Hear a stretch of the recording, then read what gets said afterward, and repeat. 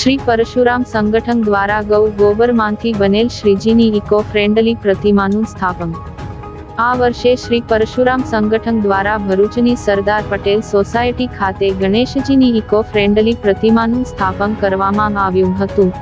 પર્યાવરણને અનુકૂળ ગણેશ ચતુર્થી ઉજવવાની પહેલના ભાગરૂપે આ પ્રતિમા ગાયના છાણ ગૌ ગોબરમાંથી બનાવવામાં આવી છે।